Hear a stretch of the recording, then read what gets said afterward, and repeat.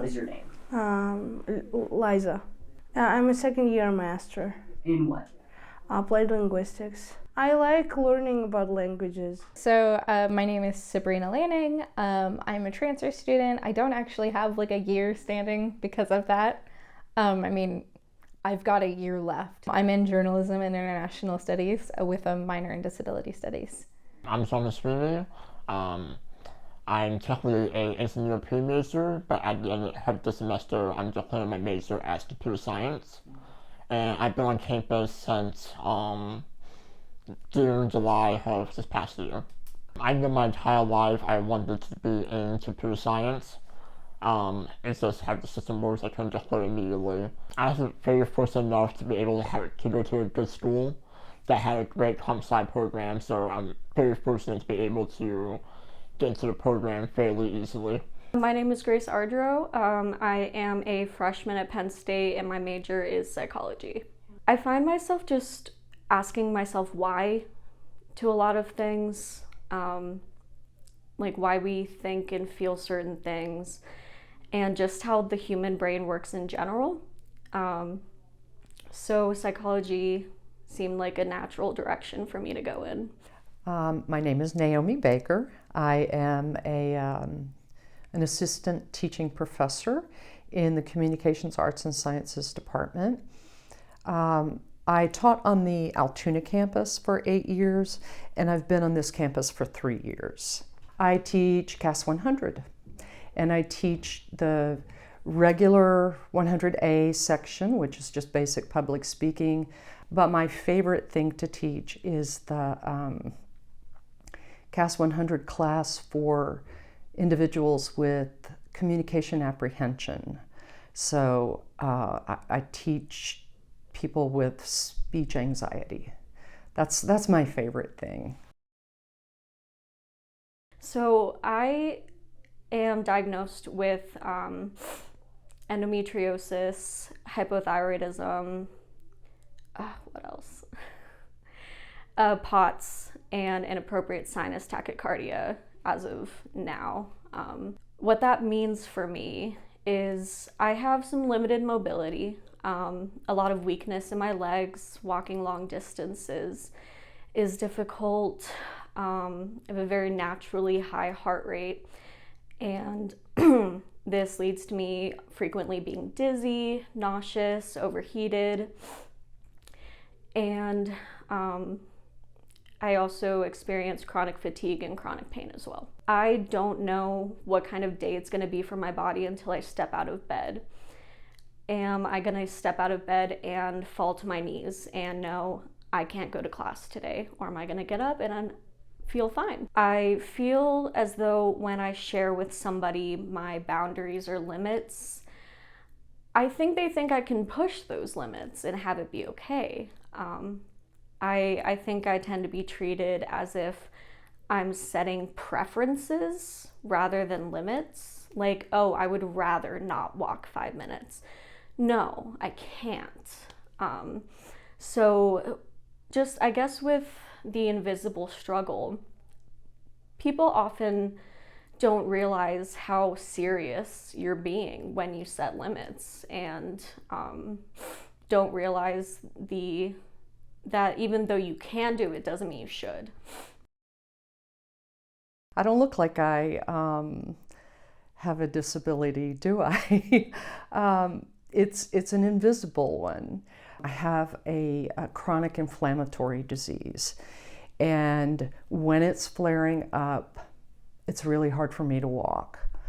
I can walk, but it's painful and I can't walk fast. Yeah, so I was born, I have several like congenital defects in my like bones, especially in my legs and feet. And then at 18, I was diagnosed with a condition called Ehlers-Danlos syndrome, which affects like joint mobility and muscle tissues. I've been in and out of a wheelchair since I was 11. I have like neurological deficits and like heart issues. I have to be wary, like I constantly like carry like blood pressure monitors and stuff like that because my condition can cause me to black out. I have a lot of difficulty with anything that's like inclined or stairs or anything like that.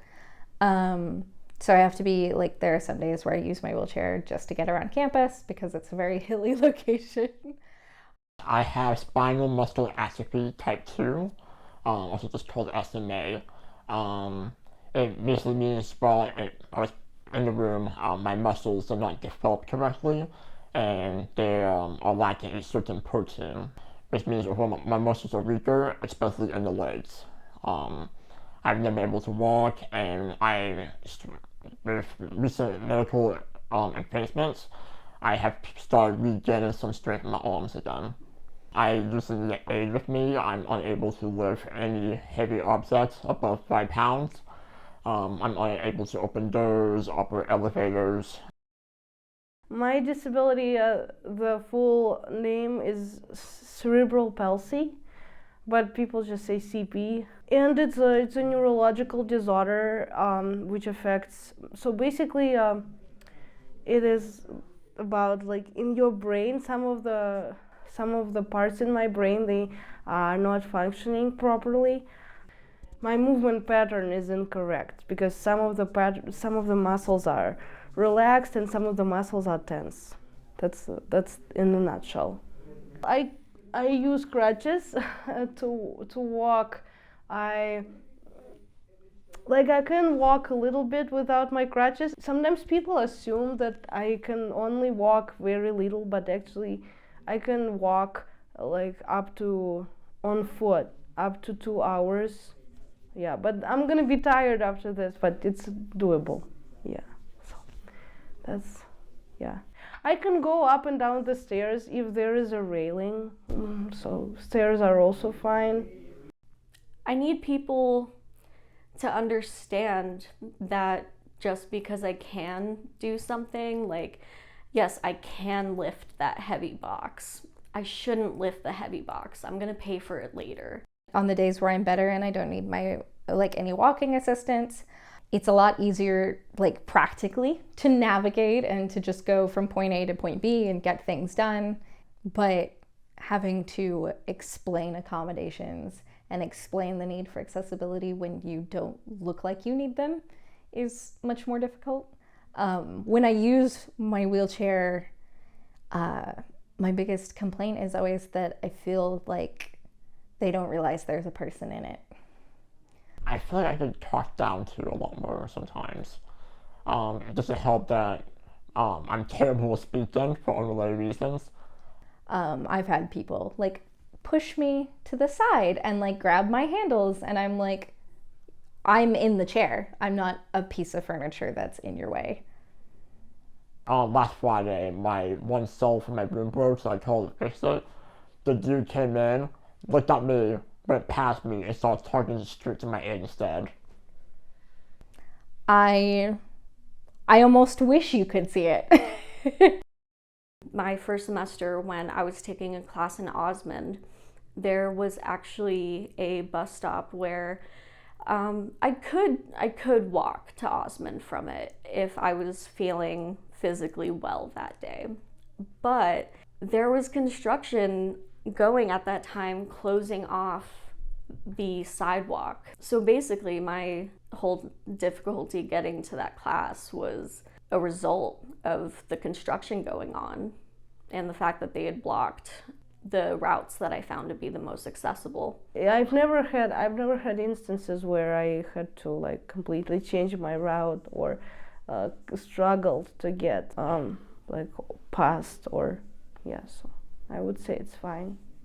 Really, it's kind of the paths themselves, especially if you get down near College Avenue and places like that. There's a lot of construction. There's a lot of uneven terrain, and it's all very uphill.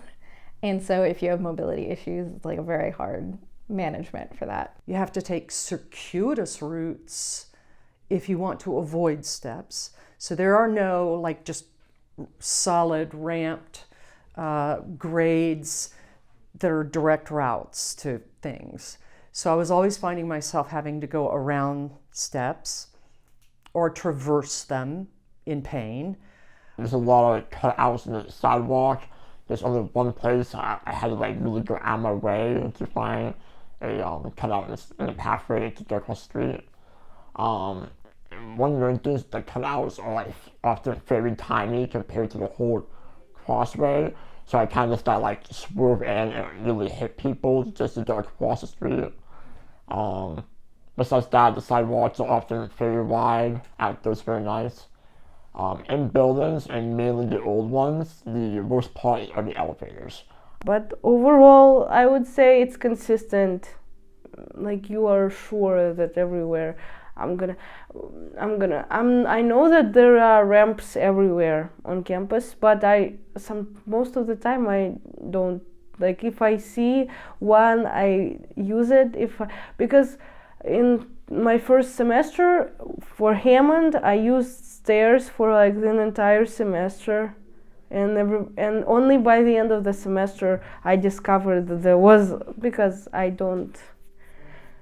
If there are railings, it's fine. I can use the stairs. If you approach Willard from the front, you can't, you're like, how am I going to get in this building?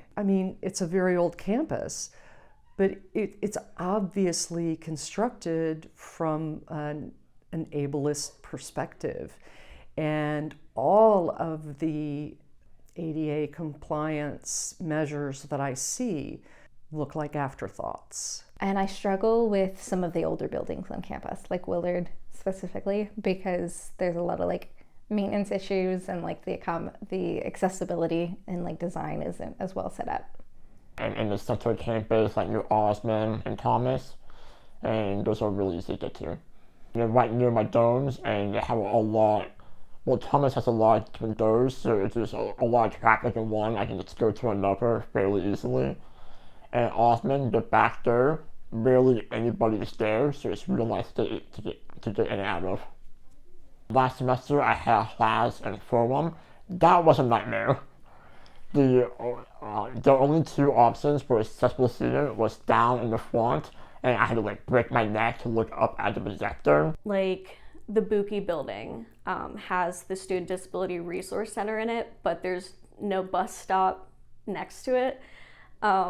And the side of the building where you enter to get to the SDR doesn't have a ramp, and I just think that's a little ironic. To me, it's extremely depressing when I see the university spending millions and millions of dollars to renovate a football stadium, but they've got almost 100-year-old elevator in a building that I have to use every day. Where are the priorities? Where are the priorities for people who have mobility differences? So I'm very, very thorough in making sure that I'm scheduling myself classes where I'm not physically dooming myself. So I like to keep at least an hour between them. With classes only being 15 minutes apart, I was late to class almost every day. Well, I'm not going to tell my students, hey, I'm late to class because I have a physical difference that makes it hard for me to get here on time. They offer more lenient attendance things, so every class has mandatory attendance. If I'm a few minutes late because of the elevators or people in the way, I won't get into much trouble. Definitely haven't needed that yet. I have it set up to where like I have attendance and like flexibility accommodations, because like one of my classes is going from College Avenue to the library in 15 minutes, and I'm like, for a lot of people, half a mile isn't that big of a deal, but when it's all uphill and the terrain is uneven, that's very difficult to manage.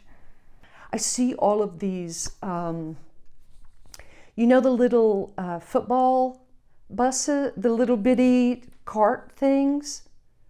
Why don't we have those on campus for people with mobility issues? Why is it for football? I did research and found that there is a large chunk of colleges in the US that do have transportation services specifically for disabled students. Basically, the students just coordinate with that disability team to figure out a schedule in which they need that transportation shuttle. And considering the size of Penn State and all the golf carts carrying around football players with sprained ankles, I feel as if it's not too much for me to ask that we be part of the change in increasing accessibility on college campuses. And I think Penn State should hop on that train and be part of that. Pre-COVID, they had a shuttle system for students with disabilities that would take them, that like went through all the different walkways and like little smaller like roads and pathways. And it was like incorporating some way, like acknowledging that you can't just move the buildings, but you can find a way to help the students in need of movement from one building to the next would be like so much more beneficial. Reincorporating that would make such a huge difference for someone like me.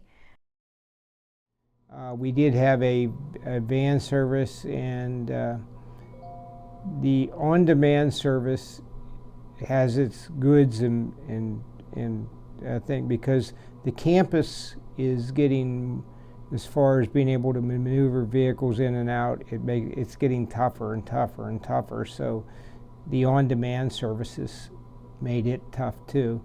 And we had some students that were really good about making sure that the day before they made sure their schedules were right.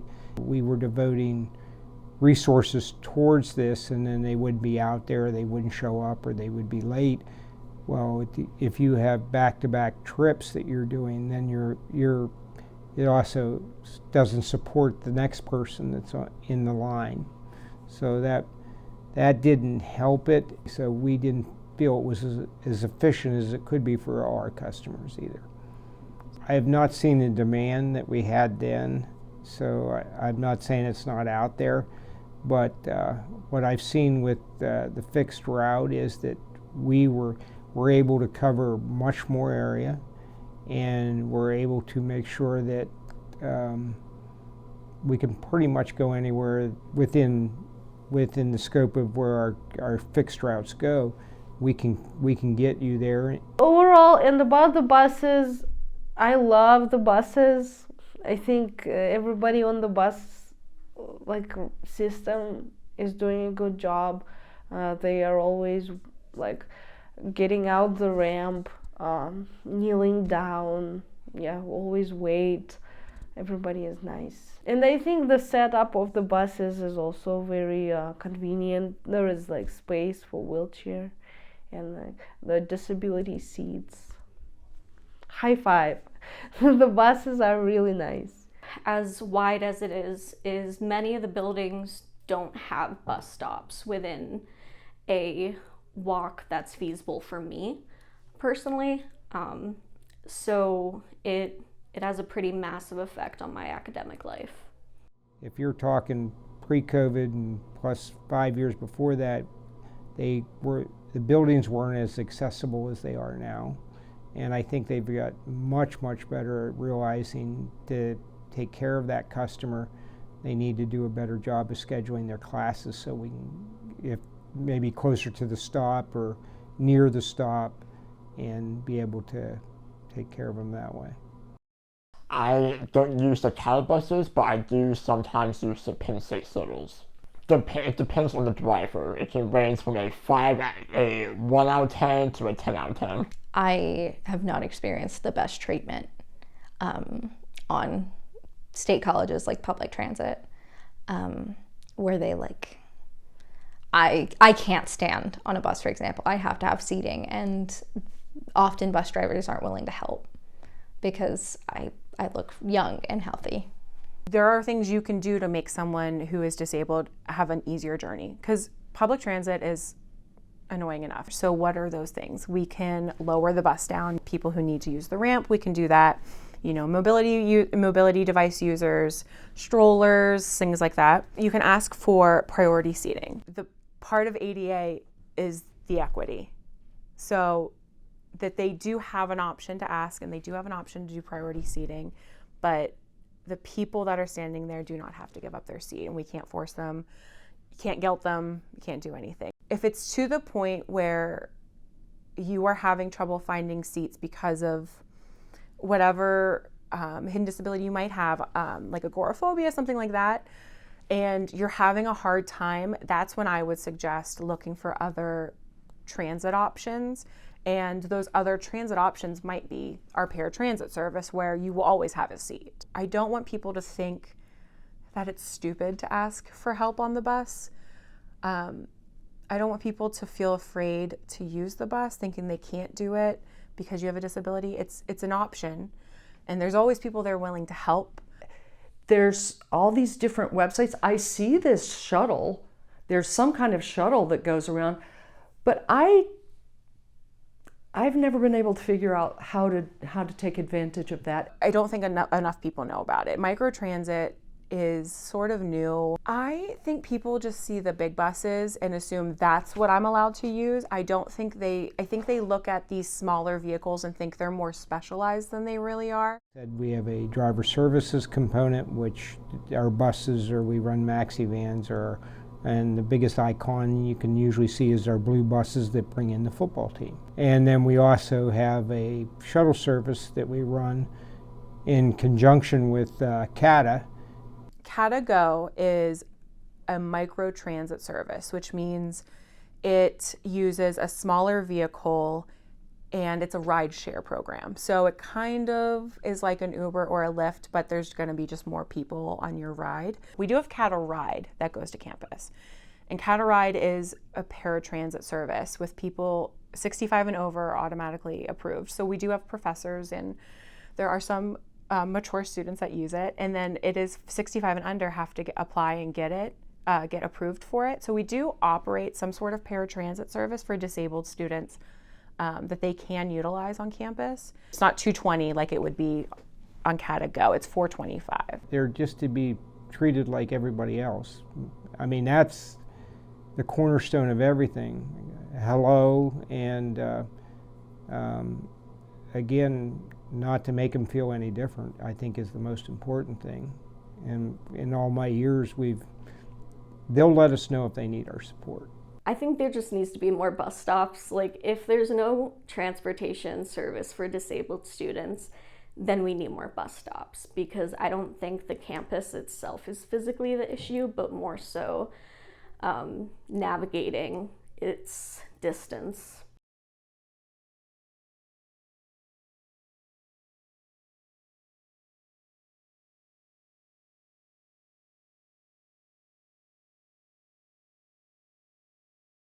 First of all, get involved with these like support groups and things like that. Like, even if you can't attend regularly, disability can feel very isolating, especially students whose disabilities kind of confine them. Like, I have days where I can't leave my house. So having not only a space for students with disabilities to get support and like practical accommodations and workshops and things like that, but also to have an emotional space where they can talk about the difficulties and the community within disability, it makes a lot of difference. My heart belongs to all of the physically disabled students on this campus. I haven't met any, but my heart's with them. I appreciate them. I love them. And I just want things to be better for all of us. I don't have any complaints, honestly, but my complaint is the location. It's gonna be weird, like the location of the buttons for, the buttons that you're supposed to push for doors to open. Sometimes it's really inconvenient, because you have to they are really onto the side, or I reach the button and I have to go around the door, so it's kind of yeah, this is a little inconvenient, but otherwise I think there are elevators everywhere almost, so it's fine. I'm not sure if there's anything you could change about Penn State's campus to be physically more accessible, because they can't do much about the hills and the fact that the pavement, everything is really flat and well done. And my only complaint ultimately is just the denial of help for physically disabled students. Penn State is by no means perfect. And I have a lot of criticisms of accessibility and of like architecture and standards and things like that. But I give them credit for trying. I really just wish there was more involvement and voice with the disabled community at an administrative level. I think that would make a lot of difference as well. I wish more people understood, like even the student population, I wish they understood that everybody has differing abilities, and somebody who's walking slowly in front of you might not be just trying to hold you up, that they might be walking slowly for a reason. So I just think raising awareness and common courtesy, I do think we are improving, but and I do believe that the university has worked on it over the years, but I still think that they have a long way to go.